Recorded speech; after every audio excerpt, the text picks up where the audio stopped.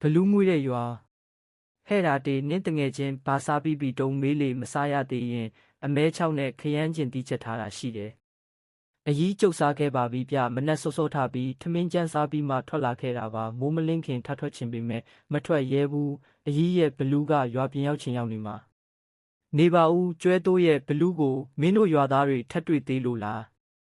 တွေ့ပါပြီလားဘိုးရဲ့တောင်ကြီးမှာရာလုတ်တဲ့သူတွေဆိုရင်ရာတဲ့စင်းကိုမစင်းရဲတော့တာဘလူးကပစိုးကွက်တုံးကြီးဝတ်လို့တဲ့ဗျတောင်ပေါ်ကိုတက်သွားတာမြင်နေရတော့သွားကိုမသွားရတော့ဘူးပေါ့ဘိုးရာကျွဲတိုးကတန်းလျားမှာဝင်ထိုင်ရင်ပြောတာပြကျုပ်ကတော့မောလာတဲ့ကျွဲတိုးအတွက်ရင်နွေးချမ်းတပန်းကန်ငှဲ့ပေးလိုက်တယ်ပြီးတော့ငကားစေးပေါ်လိတ်ကလေးမီးညှိပြီးကမ်းပေးလိုက်တယ်ကျွဲတိုးကရင်နွေးချမ်းကိုဖရူးမြည်အောင်တောက်ပစ်လိုက်တယ်ပြီးတော့ငကားစေးပေါ်လိတ်ကိုနှစ်ဖွာသုံးဖွာလိုက်တယ်အဖနဲ့အမေလည်းဘာမှမပြောတော့ပဲကျွဲတိုးအမောပြေအောင်စောင့်နေကြတယ်ဗျကျုပ်ကပဲစပြီးမိလိုက်တော့တယ်ကျွဲတိုးဘာထူးသေးတုံးကိုဘဝင်းနဲ့ပေးလိုက်တဲ့စာရတယ်စာထဲမှာမင်းရေးထားတာကအကြောင်းထူးရင်လာပြောပါလို့ပြောထားတော့ငါကိုယ်တိုင်ပဲလာခဲ့တာကွာတခြားတယောက်လို့ရင်လဲအကျိုးအကြောင်းကိုပြည့်စုံအောင်မပြောတတ်မှာဆိုလို့ဟဲ့ဒါဆိုရင်တော့ထပ်ပြီးထူးတယ်ထင်တယ်အေးတနေ့ညကရွာထဲကိုဘီလူးထက်ဝင်နေကွာဟာဟုတ်လားမင်းတို့ကစီယိုတကားတွေမပိတ်ထားဘူးလားကျွဲတိုးရဲ့ပိတ်တာပေါ့တာတေရဲ့ရွာစီယိုတွေပြင်ပြီးရွာတကားတွေပါအခိုင်ခန့်ပြင်ထားတာကွာပြီးတော့ရွာတကားတွေနားမှာရောရွာစီယိုတွေမှာရောကင်းပုံးတွေဝတ်ပြီးစောင့်နေကြတာထမင်းစောစောစားပြီးတာနဲ့ရွာမှာရှိသမျှယောက်ျားတွေအကုန်ထွက်ပြီးဓားတွေလှမ်းတွေနဲ့ကင်းပုံးဝတ်ကြရတာကွာနို့နေပါဦးကျွဲတိုးရဲ့ဘလူးကဘဲအပေါက်ကဝင်လာတာတုံးရွာအနောက်ဘက်တကားကဝင်လာတာကွာအဲ့ဒီဘက်မှာကတောင်တွေရှိတယ်လေကွာဒီဘီလူးကတောင်တွေပေါ်ကဆင်းလာတာရှိမှာပေါ့ဒီကောင်တောထဲမှာနေတဲ့ပုံပဲနေပါဦးရွာတကားကပိတ်ထားတာပဲဘလို့ဝင်တုံးတကားကိုဖျက်ဝင်လာလားမဟုတ်ဘူးကပိတ်ထားတဲ့တကားကိုဒီအတိုင်းဖျက်ပြီးဝင်လာတာဟာဒါဆိုရင်တော့ဘီလူးအတွက်ကတကားမရှိဓားမရှိကိုဖြစ်နေပြီပေါ့ကွာမင်းစဉ်းစားကြည့်လေကျွဲတိုးရာတကားပိတ်ထားလဲတကားကိုဖျက်ပြီးဝင်လာနိုင်တဲ့ဓားနဲ့ခုတ်လဲဓားပြီးတယ်ဆိုတော့တော်တော့မလွယ်ဘူးဟိဒါပေမဲ့မပူပါနဲ့တငယ်ချင်းရာငါဆရာကြီးကိုငါလျှောက်လိုက်ပါပြီဆရာကြီးလဲနှက်ဖြန်တပတ်ဆိုရောက်လာမှာပါအေးပြောပါဦးကျွဲတိုးရာအေးဝင်လာတော့သူ့အဖေကိုညိုမောင်ပေးလိုက်တဲ့ပစိုးကွက်တုံးကြီးကိုတိုကြီးဝတ်လို့ကွာဒီမှာတဲ့အနောက်တကားကကင်းပုံးကစပြီးအချက်ပေးတော့တာပေါ့ကွာပြီးတာနဲ့ဘီလူးဖြတ်သွားတဲ့လမ်းတစ်လျှောက်ကင်းပုံးတွေကလည်းအချက်ပေးကြတော့တရွာလုံးအချက်ပေးတန်တွေဆူညံပြီးကင်းပုံးသမားတွေဓားတွေလှမ်းတွေနဲ့ရွာလန်းတွေပေါ်တက်လာတော့တာပေါ့ကွာတဖြည်းဖြည်းနဲ့ဘလူးကိုဝိုင်းတယ်လို့ဖြစ်လာရောဟေ့ဘီလူးကတော့ဘာကိုမှဂယုမဆိုင်ဘူးကွာပထွေးထွန်းလာတော့ဝိုင်းတကားကိုသူ့ကိုလုံးနဲ့စောင့်တွန်းပြီးဖွင့်လိုက်ရောဟေ့ဝိုင်းထဲတန်းဝင်သွားပြီးစိတ်တိုးကြီးတစ်ကောင်ကိုလေလိန်ချိုးပစ်လိုက်တယ်ကွာပြီးတော့အဲ့ဒီစိတ်သေးကောင်ကိုပခုံးမှာထမ်းပြီးဝိုင်းထဲကပြန်ထွက်လာတယ်ဒီမာတင်တို့ရွာကမြောက်ခေါင်းတင်ညိုကလှန်နဲ့ပြေးထိုးတော့တာဟဲ့မြောက်ခေါင်းဆိုတာရွာမြောက်ပိုင်းကကာလာသားခေါင်းဆောင်ကိုပြောတာဗျကိုတင်ညိုလဲစလို့ရောဝိုင်းဝမှာအုံနေတဲ့ရွာသားတွေတယောက်တစ်ချက်ဝင်ခုတ်တော့တာပေါ့ကွာဟေးဘီဘူးဘာဖြစ်သွားတော့ဘာဖြစ်မှာတော့တာတေးရဒီဘီလူးကမွေးကလေးက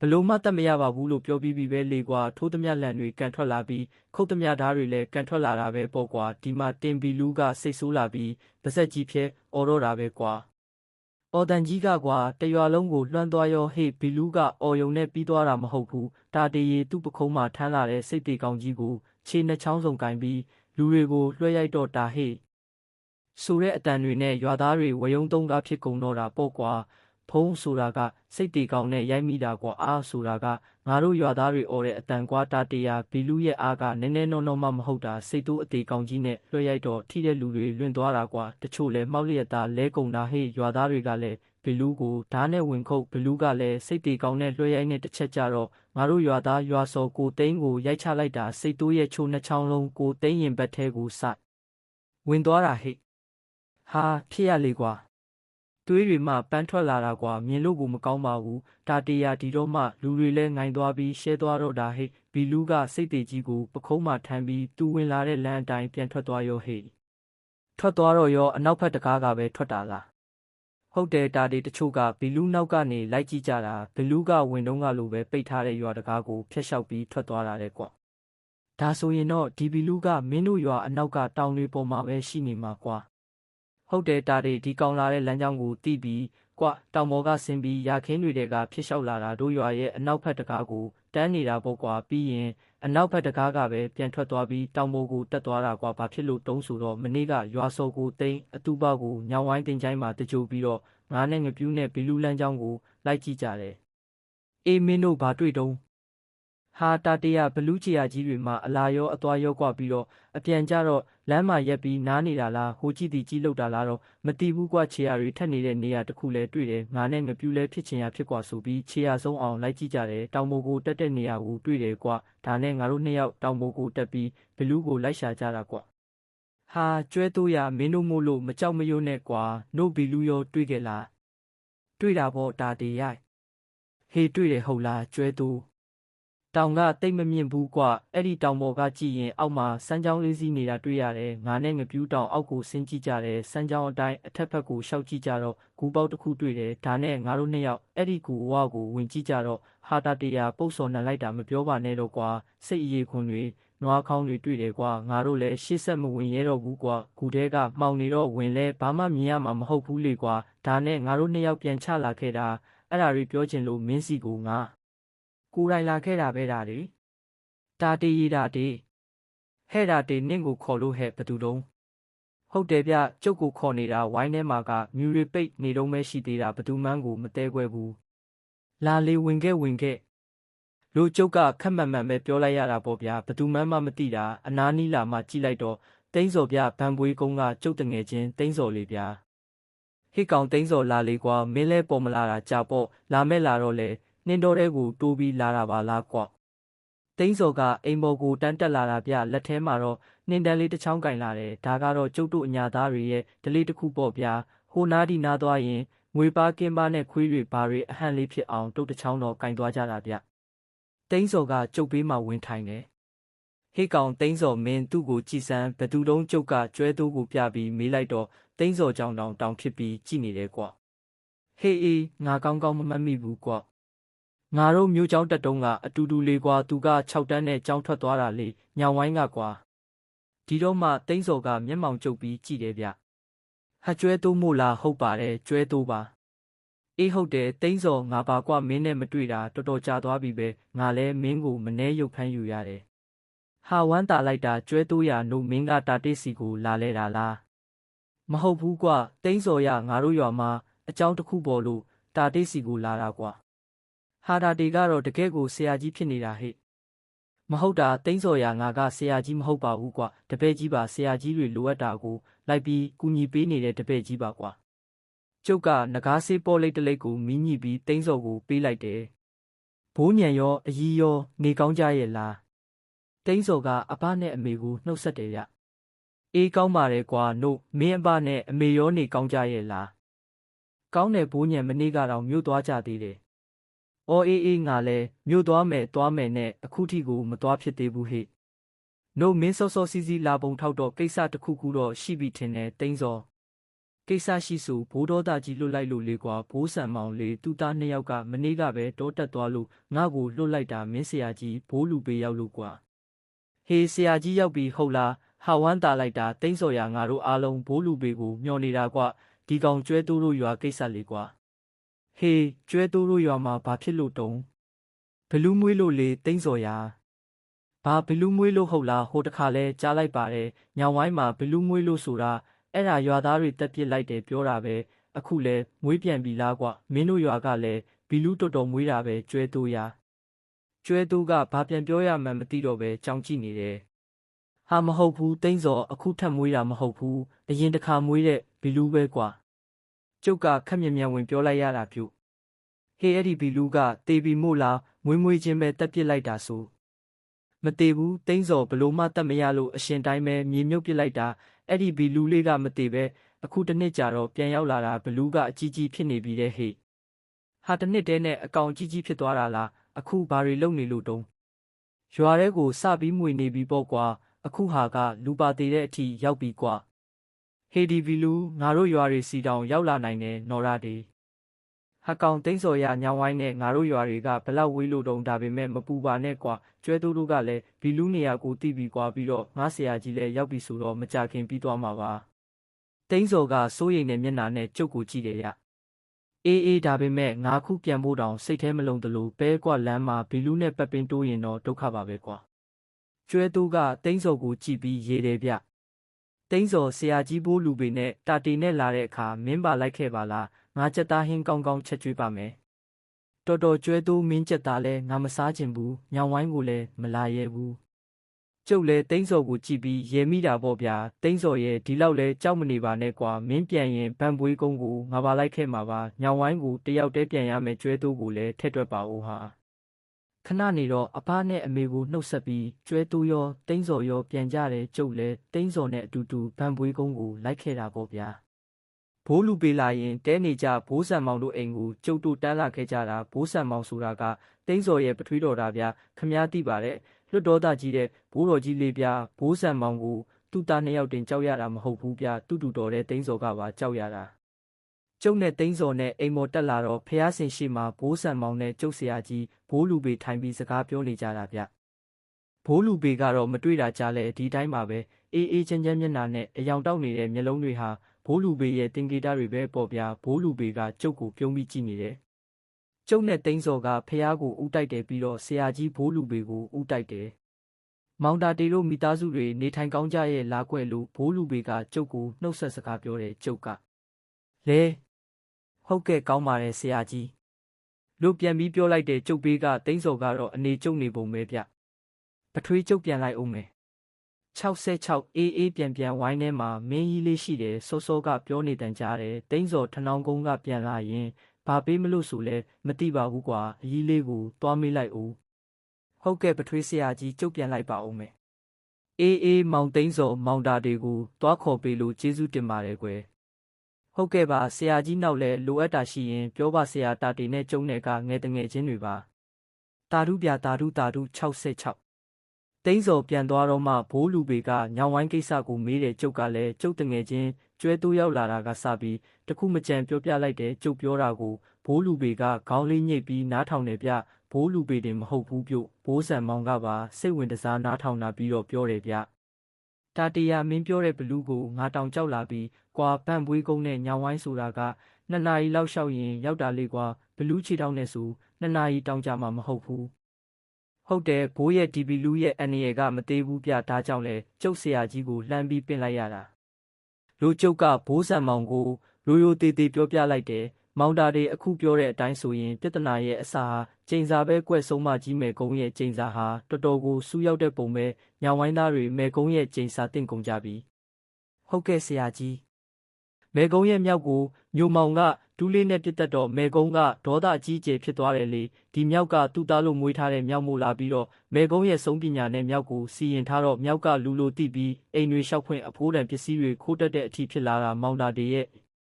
ဟာရာဆိုရင်မယ်ကုန်းရဲ့ဆုံးပညာကတော်တော်ကိုမြင့်တဲ့ပုံပဲဆရာကြီးရဲ့မြင့်ပါပြီလားမောင်တာတေရဲ့ကျုပ်တို့တွေရှင်းလင်းပြရမယ့်အထဲမှာမယ်ကုန်းပါတယ်ကွဒါပေမဲ့မယ်ကုန်းကအနေထိုင်ကောင်းတော့သူ့ကိုဘယ်သူမှရှာမတွေ့ကြဘူးမယ်ကုန်းတည်သွားမှန်းတောင်ကျုပ်တို့မသိလိုက်ကြဘူးအခုမှပဲမောင်တာတေပြောလို့သိတာမယ်ကုန်းအသက်ကရကြောနေတယ်ဆိုတာဟုတ်တယ်အနည်းဆုံး150တော့ရှိမယ်ထင်တယ်မယ်ကုန်းတက်တဲ့ဆုံးပညာမှာကျိန်စာတိုက်တဲ့ပညာဟာတီးတန့်ကိုရှိတယ်ဒါကိုလွယ်နဲ့ဖြေလို့မရဘူးအခုလိုအန္တရာယ်ရှိလာတဲ့ဘလူးကိုကိစ္စတုံးပစ်လိုက်နိုင်ရင်တောင်မှနောက်ထပ်ဘလူးတစ်ကောင်မွေးလာအောင်မှာပဲပြီးရင်အခုလိုအန္တရာယ်တွေကြုံကြရအောင်မှာပဲမောင်တာတေရဲ့ဘလို့ပဲလှုပ်ဘီလူးတစ်ကောင်တည်ရင်ညောင်ဝိုင်းမှာနောက်ထပ်ဘီလူးတစ်ကောင်မွေးလာအောင်မှာပဲဟာဒါဆိုရင်ဘလို့မှလှုပ်လို့မရတော့ဘူးပေါ့ဆရာကြီးဟာကျုပ်ကကျွဲတိုးတို့ရွာအတွက်စိတ်မကောင်းဖြစ်ပြီးပြောလိုက်တာဗျဒီလိုတော့လည်းမဟုတ်ပါဘူးမောင်တာတေရဲ့မယ်ကုန်းရဲ့ကျိန်စာကိုဖျက်ပြရမှာပေါ့ကွယ်ကျိန်စာပြတ်သွားရင်တော့နောက်ထပ်ပြီးဘီလူးတစ်ကောင်မမွေးနိုင်တော့ဘူးလေလောက်ရမှာလွယ်ပါမလားဆရာကြီးရဲ့အင်းတိတ်တော့မခတ်ပါဘူးမောင်နာတေမဲကုန်းတို့လို7 နှစ်ကျိုးပညာတဲ့တွေဆိုတာကကျိန်စာပါကိုင်းရင်တိတ်ကြောက်ဆရာကောင်းတာကွယ်ပါဖြစ်လို့တုံးဆိုတော့သူတို့ကလူသားတည်သွားတာသူတို့ရဲ့ပညာဘူးကကျန်နေတဲ့အဲ့ဒီပညာဘူးရှိနေသေးသမျှတော့သူတို့တိုက်ခဲတဲ့ကျိန်စာကဆက်ပြီးစူးနေမှာကွယ်ဒီတော့သူတို့ရဲ့ပညာဘူးကိုအပြီးတိုင်ရှင်းပြပြီးမှကျန်တာကိုဆက်လုပ်လို့ရမယ်ဒါဆိုရင်မဲကုန်းကြီးရဲ့ပညာဘူးကိုကျုပ်တို့အရင်ရှာရမှာပေါ့နော်ဆရာကြီးရှာလို့ရောလွယ်ပါမလားဆရာကြီးရဲ့ပညာဘူးရှာနေတဲ့အချိန်သာကြာသွားရင်တော့ညောင်ဝိုင်းသားတော်တော်များများဘီလူးတက်လို့တည်သွားမှာစိုးရတယ်ဆရာကြီးရဲ့ မောင်တာတေကလည်းမဲကုန်းရဲ့ပညာဘူးကိုကျုပ်တို့ရှာလို့ဘယ်တွေးလိမ့်မတုံးပညာနဲ့ရှာမရမှာပေါ့ကဲအခုမောင်တာတေအလုတ်ဆက်လုပ်ပြီးတော့ကွယ်ညောင်ဝိုင်းကိုသွားပြီးမဲကုန်းနဲ့သူ့မြောက်ကိုဘယ်နေရာမှာမြုပ်ထားတယ်ဆိုတာတိတိကျကျသိတဲ့သူရှာထားပြီးတော့မဲကုန်းတင်ချိုင်းကိုတူးဖို့လူစုခိုင်းလိုက်မနှက်ဖြန်နေလေကြရင်ကျုပ်တို့လာမယ်လို့ပြောခဲ့ထားလိုက်ပါမယ်ကျုပ်လည်းဆရာကြီးကိုကြော့ပြီးတော့ထနောင်းကုန်းကိုပြန်ခဲ့တယ်အိမ်ရောက်တာနဲ့အဘနဲ့အမေကကျုပ်ကိုစီးမိတာဗျအဖတို့လည်းဒီဘီလူကိစ္စကိုတော်တော်စိုးရိမ်နေတဲ့ပုံရတယ်ပထမဆုံးညောင်ဝိုင်းအတွက်စိုးရိမ်တာပေါ့ဗျာပြီးရင်တော့အနီးအနားကရွာတွေအတွက်စိုးရိမ်တာပေါ့ကျုပ်တို့ရွာတွေကလည်းညောင်ဝိုင်းတွေကဘာဝေးတာမှတ်လို့ဒီဘီလူကတနေ့မဟုတ်တနေ့ကျုပ်တို့ဘက်ကိုရောက်လာမှာပဲလေဗျာလူလေးရေညောင်ဝိုင်းကဘီလူသတင်းကတော့အနီးအနားရွာတွေကိုတော်တော်လေးပြတ်နေပြီကွမင်းဆရာကြီးစီကိုသွားနေတော့မှပဲမီးလောင်ကုန်းကကိုတောင်းရောက်လာပြီးတော့ဒီအကြောင်းပဲပြောတာကွကိုတောင်းတော်မပြန်သေးဘူးဗန်ပွေကုန်းကအပတငယ်ချင်းကြော်ထိန်လဲရောက်လာတယ်ထနောင်းကုန်းတဲကကြီးပဲ9ယောက်6ယောက်ရှိပြီကွာဒီသတင်းကိုလာပြောကြတာပြီးတော့လူလေးရောတိလာဆိုပြီးမေးကြတာပေါ့ကွာဒီတော့အဖကသူတို့ကိုဘာပြန်ပြောလိုက်တုံးသူတို့ကြားတယ်လို့အဖတို့လည်းကြားတဲ့အကြောင်းသူတို့စိုးရိမ်တယ်လို့ပဲအဖတို့လည်းစိုးရိမ်တဲ့အကြောင်းလူလေးပင်လိုက်လို့ဆရာကြီးဘိုးလူပေကြွလာပြီဖြစ်တဲ့အကြောင်းလူလေးလည်းဆရာကြီးနဲ့တွားပြီးတွေ့နေပြီဆိုတဲ့အကြောင်းတွေအဖပြောလိုက်ရတာပေါ့ကွာဒီအနီးနားရွာတွေရောအဖတို့ရွာမှာရောကင်းတွေကြက်ကြက်မက်မက်စောင်းကြတော့မှာတဲ့ကွာကျုပ်လည်းဘိုးလူပေပြောတာတွေကိုအဖတို့ကိုပြောပြလိုက်တယ်ကျုပ်ပြောတာဆုံးတော့အမေကကျုပ်ကိုပြောတယ်ဗျဟဲ့ဒါဒေတာဆိုရင်နင်ညောင်ဝိုင်းကိုတွားရမှာပေါ့ဟုတ်လားဟုတ်တယ်အမေထမင်းစားပြီးတာနဲ့ကျုပ်သွားမှဖြစ်မယ်ညောင်ဝိုင်းရောက်ရင်ကျွဲတိုးနဲ့တွေ့ပြီးရွာလူကြီးတွေနဲ့လှုပ်เสียရှိတာတွေလှုပ်ဖို့စီစဉ်ရမှာမေရဲ့အေးဒါဆိုရင်အမေထမင်းခူးလိုက်မယ်အမေတို့ကစာရာနဲ့စားနှင်လိုက်ပြီဟုတ်ကဲ့အမေကျုပ်ထမင်းစားနေတော့အမေကကျုပ်ကိုတတိပေးသေးတယ်ဗျညောင်ဝိုင်းကိုနင်းတယောက်ထဲသွားလို့ဖြစ်ပါမလားအဖော်လေးပါလေးခေါ်သွားပါဦးလားတေမခေါ်တော့ပါဘူးအမေကကျုပ်တယောက်ထဲပဲခတ်တုတ်သွားလိုက်ပါမယ်ပြန်လာရင်တော့ကျွဲတိုးတို့တွေလိုက်ဖို့မှာပါအေးတတိနဲ့တော့သွားလူလေးရေယတနာ3ပါးကိုမပြတ်အောက်မေ့ထားကြွယ်ပြီးတော့လူလေးရဲ့ဆရာကြီးတွေတင် जा ပေးထားတဲ့ဂါထာတွေမနှံ့တွေလည်းရွတ်ပေါ့ကွယ်ဒါပေါ်အဘတို့အမေတို့ကမိဘလေးပြသားသမီးကိုစိုးရိမ်ကြစိတ်ချအပါစိတ်ချကျုပ်တတိထားပါမယ်အမေပြင်ပေးထားတဲ့ထမင်းပွဲကိုကျုပ်အားရပါရစားလိုက်တယ်ဗျာပြီးတာနဲ့ဆေးလွယ်အိတ်ကိုစလွယ်တိုင်းလွယ်ပြီးကျုပ်ထွက်လာခဲ့တဲ့ခတ်တုတ်လျှောက်တော့ညောင်ဝိုင်းကိုတနာရီကြော်ပဲကြာပါတယ်ကျုပ်ရောက်လာတယ်ကျုပ်ကိုတွေ့တော့ကျွဲတိုးတော်အံ့ဩသွားတယ်မနက်ကမှသူနဲ့ကျုပ်နဲ့လမ်းခွဲပြီးတိန်းစော်နဲ့ကျုပ်ကဗန်ပွေးကုန်းကိုသွားကြတယ်သူကညောင်ဝိုင်းကိုပြန်နေလေဗျာအခုနေ့လေရောက်တော့ကျုပ်ကသူ့စီကိုရောက်လာတယ်ဆိုတော့ဒီကောင်အံ့ဩသွားတော့တာပေါ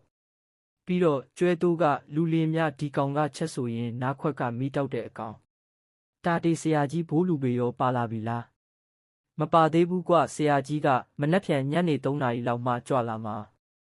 ာဟာဟုတ်လားဒါဆိုရင်မနှက်ဖြန်ငါကိုယ်တိုင်လှဲနဲ့လာကြိုးမဲ့တာတေအခုမင်းလာတာကဒီအကြောင်းကိုလာပြောတာလားကျွဲတိုးကကျုပ်ကိုမေးတာဗျမဟုတ်ဘူးကျွဲတိုးဆရာကြီးကခိုင်းလိုက်လို့ငါလာတာကဲရွာလူကြီးတွေတအိမ်မှာစုကွာပြီးတော့မှဆရာကြီးမာတာကိုငါပြောမယ်မင်းနဲ့ငါနဲ့2 ယောက်တည်းလုပ်ရမယ့်ကိစ္စမဟုတ်ဘူးလေကျွဲတိုးအေးပါကွာငါသိပါတယ်သူကြီးအိမ်မှာပဲစုမှာပေါ့ကွာငါ10 အိမ်ကောင်းကိုညွန့်ကိုတွားပြောလိုက်မယ်သူကြီးအိမ်မှာလူစုံတော့သူတို့လာခေါ်လိုက်မယ်မင်းဒီကပဲစောင့်နေငါချက်ချင်းပြန်လာခဲ့မယ်ကျုပ်ကကျွဲတိုးတို့အိမ်ကစောင့်နေရတာပေါ့ဗျာကျွဲတိုးတို့အိမ်ကခြေတန်းရှည်ကြီးပြအောက်မှာခုံတန်းရှည်နှစ်တန်းနဲ့စပွဲတစ်လုံးချထားတယ်ကျွဲတိုးထွက်သွားတာနဲ့ကျွဲတိုးရဲ့အဖနဲ့အမေကရေနွေးဦးနဲ့ဆေးပေါ်လိပ်ပြခံခွက်တွေယူလာပြီးကျုပ်ကိုဧည့်ခံပါတယ်ကျွဲတိုးရဲ့အဖကပြုံးပြီးပြောတယ်ဗျအဖကကျွဲတိုးပါကိုစိန်ပဲကွဲ့ဟောတာကကျွဲတိုးအမေမစိန်မီတဲ့ဒါထက်မောင်ကထနောင်းကုန်းကတာတေဆိုတာမှတ်တယ်ဟုတ်ပါတယ်ပထွေးကျုပ်ကတာတေပါကျွဲတိုးနဲ့ကျုံနဲ့ကမြို့เจ้าမှာအတူတူနေခဲ့ကြတာပါငယ်တငယ်ချင်းเจ้าနေဖက်တွေပါပထွေးအော်အေးတာတေရေပထွေးတို့ရွာရဲ့အဖြစ်ကတော့တော်တော်ကိုစိတ်ညစ်စရာပါပဲကွယ်တရွာလုံးအခုတို့ဝင်တာပေါ့ကွယ်ဘဲကဘလို့ရောက်လာမှန်းမသိတဲ့မဲကုန်းဆိုတဲ့ဆုံးမကြီးဒုက္ခပေးခဲ့တာပေါ့အခုကျုပ်တို့တရွာလုံးကတော့မောင်ရဲ့ဆရာကြီးဘိုးလူပေကိုပဲအာကိုတကြီးမျှော်နေကြရတော့တာပေါ့ကွယ်ဘာမှမစိုးရိမ်နဲ့ပထွေးကျုပ်ကဆရာကြီးဘိုးလူပေနဲ့လိုက်ပြီးတော့ကိစ္စတော်တော်များများကိုဆောင်ရွက်ဖူးပါတယ်အခုကိစ္စကတော်ယုံပညာနဲ့တော့မရတော့ဘူးပြဆရာကြီးတို့ပညာမျိုးနဲ့မှရမှာမနှက်ဖြန်ဆိုရင်ဆရာကြီးညောင်ဝိုင်းကိုကြွလာမှာပါကြားရတာဝမ်းသာလိုက်တာငါတူရဲ့ကျွဲတိုးရဲ့အမေကလည်းဝမ်းသာအားရပြောတယ်ဗျတာတေခဏဆိုရင်တို့သူကြီးအိမ်သွားကြမယ်ဟေ့သူကြီးတော့အားချင်းလူစုနေပြီကွာ နို့မင်းရောထမင်းစားခဲ့ပြီးပြီလားမစားရသေးရင်အိမ်မှာစားတော့တာတေးဟာကျွဲတိုးငါစားပြီးမှထွက်လာတာကော့မင်းပြန်ဖို့လဲဘာမှမပူနဲ့ငါတို့လိုက်ပို့ကြမှာအေးပါကွာကျွဲတိုးရီလူစုံပြီးဟေ့ဆရာရာတွေကိုပင့်ခဲ့ပြီတော့ဆယ်အိမ်ကောင်းကပြောပြီးမှကျုပ်ကိုကြည့်ပြီးအံ့ဩနေတာဗျာဟာဟာကိုညွန့်ဆရာဆိုတော့လူကြီးလို့ထင်နေတာလားတာတေကကျုပ်တငယ်ချင်းပါဗျာကိုကြီးညွန့်ကျုပ်ကဆရာမဟုတ်ပါဘူးဗျာဆရာတွေနဲ့လိုက်ပြီးကူညီလောက်ကင်ပေးတဲ့ကောင်ပါဗျာကျုပ်ကလည်းမနေတာတော့ဝင်ပြောရတော့တာပေါ့ဗျာဟာကြီးတာငယ်တာနဲ့မဆိုင်ပါဘူးကွာပညာကပညာပါပဲကဲဆရာကိုဒါတေကြွပါဗျာကျုပ်လည်းကိုညွန့်ကိုဘာမှမပြောတော့ဘူးပြို့သူကြီးအိမ်ရောက်တော့ညောင်ဝိုင်းသူကြီးကဥပပွားတဲ့ဗျအရက်ရှိရှိအသားညိုညိုနှုတ်ခမ်းမွေးနဲ့ရှောင်ထုံးတဲ့ဗျမျက်နှာကြည့်ရတာတော့တော်တော်လေးစိတ်သဘောကောင်းမဲ့ပုံပါပဲကျုပ်တို့ထနောင်းကုန်းသူကြီးဥပိုးထင်လောက်တော့ဒေါသကြီးမဲ့ပုံမပေါ့